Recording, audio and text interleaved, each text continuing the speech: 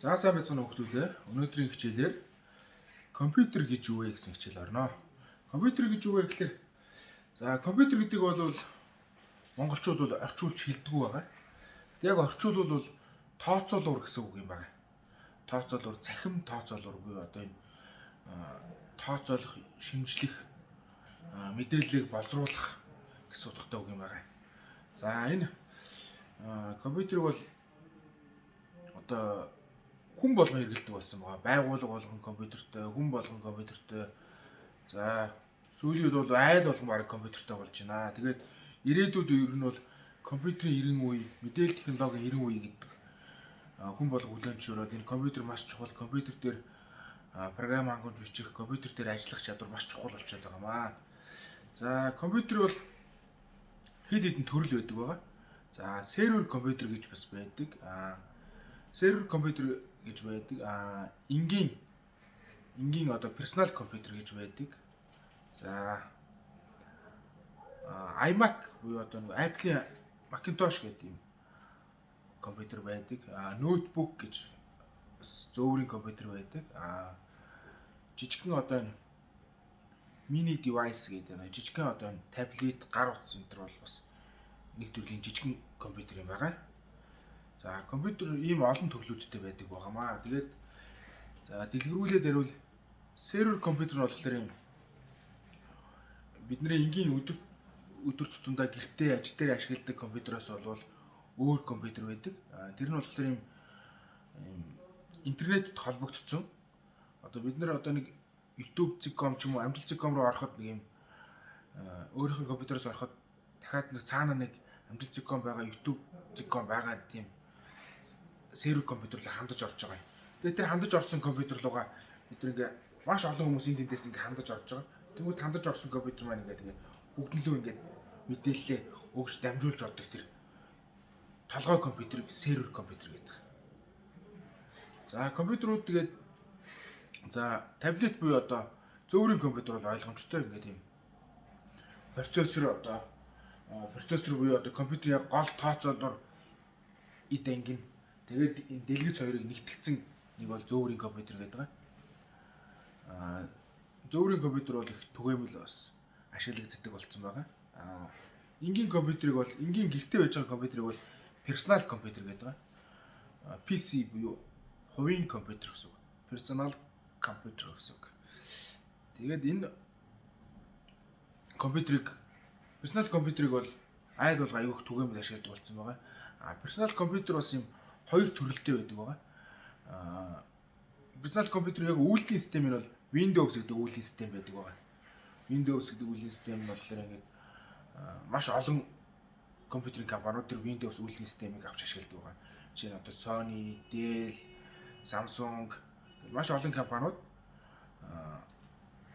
Microsoft-ийн Windows үйлдвэрлэлийн системийг авч ашигладаг. Энэ өөрөө Windows энэ компьютерийг ерөөд нь PC буюу персонал компьютер гэдэг байгаа. За тэгээд нөгөө нэг нь болохоор iMac буюу одоо Macintosh гэж хуучнаар бол Macintosh гэж одоо бол iMac гэж ярьж байгаа. Ноутбук нь бол MacBook гэж ярьдаг байгаа. Энэ болохоор Apple-ийн компьютер байдаг байгаа. Apple-ийн компьютер нь болохоор юм үйлдвэрлэлийн систем нь бол бас Apple-ийн компьютер нь ч бас Apple-ийн. Өөрөөр хэлбэл үйлдвэрлэлийн систем нь болохоор юм софтвер гэж нэрлэдэг байгаа. Компьютер яг тэр тоног төхөөрөмж нь болохоор хардвер гэж ярилдаг байна.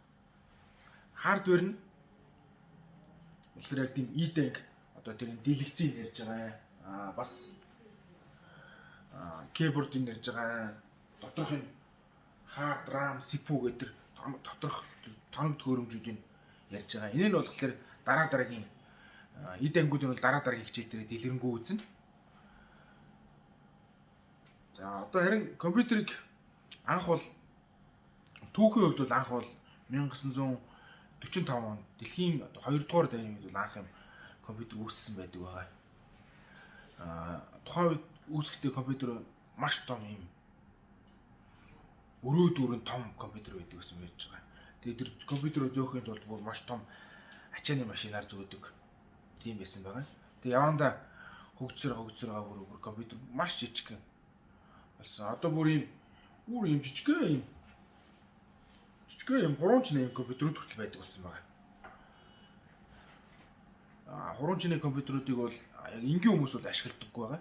Тэрийг юм тэн дээр юм компьютер дээр юм хийж байгаа юм одоо бид нар шиг юм программист юм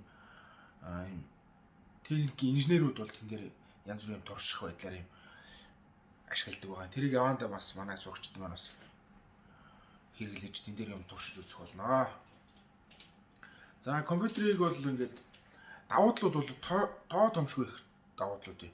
Компьютероор бол ингээд маш олон зүйлийг хийж байна. Одоо бид нэр худалдаа хийж байна. Компьютероор бид нэр интернет ашиглаад компьютер дээр юм нар хичээл номоо сурж байна.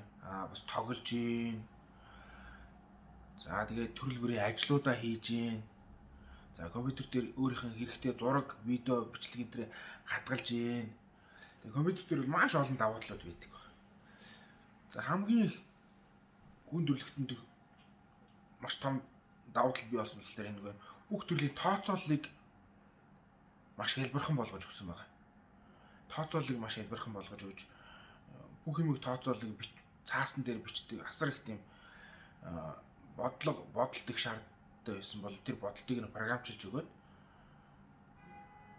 автоматар программын дагуу шууд автоматар бодчихдог болсон болохоор програм компьютер их тус болсон байгаа. Тийм учраас тэрийг байнга тооцоолдог зүйл болохоор тооцоолоо гэж нэрлсэн байгаамаа.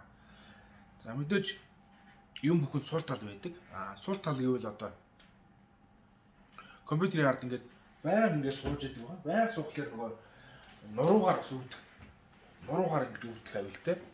Мэдээж тэгээ байнга ингээд суугаад ажиллаад тахлаар мэдээж нуруугаар өвдөх. Эсвэл ингээд зарим хүмүүс ингээд хит компьютерийн ард суусрах юм бөхтөр болцсон байдаг бол зарим том хүмүүс бол ихэнх нь ингээд тийм компьютерийн ард удаан суугаад тийм тархан гүзээтэй болдог ч юм уу тий. Эсвэл ингээд компьютерийг маш удаан ширтснээрээ нүдний хараа мууддаг энэ төр гэх тийм сул талууд бий.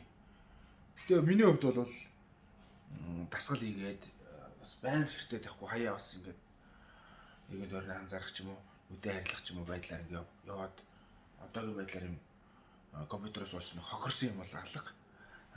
Компьютерийн ач буянгаар маш их юм сурж гин, маш их ажиллаж гин.